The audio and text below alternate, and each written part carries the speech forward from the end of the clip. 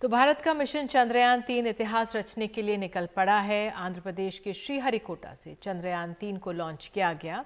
चंद्रयान-3 अब सफलतापूर्वक अपनी कक्षा में पहुंच गया है और इसे चंद्रमा तक पहुंचने में 40 दिन लगेंगे। और इस समय हमारे साथ हैं केंद्रीय विज्ञान और टेक्नोलॉजी मंत्री, जो श्रीहरिकोटा में लॉन्च के समय थे। बहुत बहुत धन्यवाद जितेंद्र सिंह जी जुड़ने के लिए। तो पहला सवाल यही है कि चंद्रयान-3 श्रीहरिकोटा से सफल लॉन्चिंग के बाद सफलतापूर्वक कक्षा में स्थापित हो गया है। बड़ी सफलता और गौरव का क्षण रहा। निश्चय ही, और मुझे लगता है कि सारा राष्ट्र गौरवान्वित महसूस कर रहा है। जिस प्रकार का उत्साह आपने स्वयं देखा, आपके चैनल में भी दर्शाया गया। और ये उत्सव है, उत्सव का एक माहौल सारे देश में, और इसलिए भी कि हमारी अंतरिक्ष की यात्रा बड़े विलंब से प्रारंभ हुई थी, लेकिन आज हम अपना लोहा मनवाने में इस कदर कामयाब हुए हैं कि देश, जो विकसित देश जिन्होंने अपनी यात्रा हमसे कई बरस पहले प्रारंभ की थी, वो भी आज इस चंद्रयान-3 की लॉन्चिंग को बड़ी दिलचस्पी से, उत्सुकता से वॉच कर रहे हैं कि इससे क्या परिणाम निकलेंगे। उससे उनको भी लाभ पहुंचेगा, उनके आने वाले समय में जो नए नए प्रयोग होंगे, नए नए मिशन होंगे।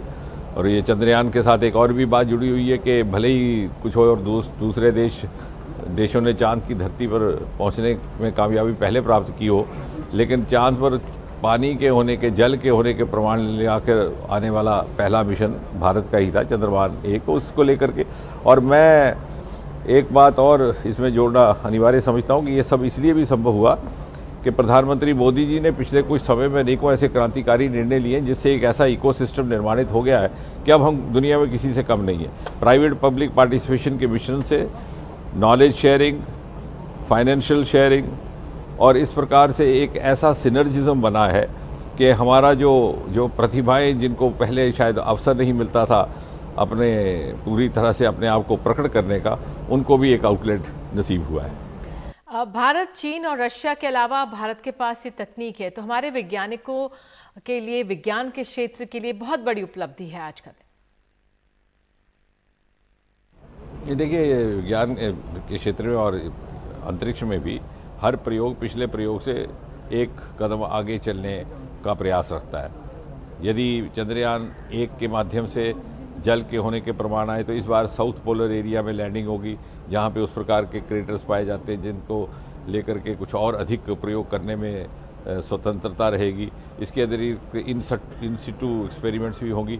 तो जो हमें प्रमाण पहले मिले थे उससे कुछ आगे बढ़ करके कि चंद्रमा की धरती पर किस हद तक मानव जीवन की संभावना हो सकती है, ये भी।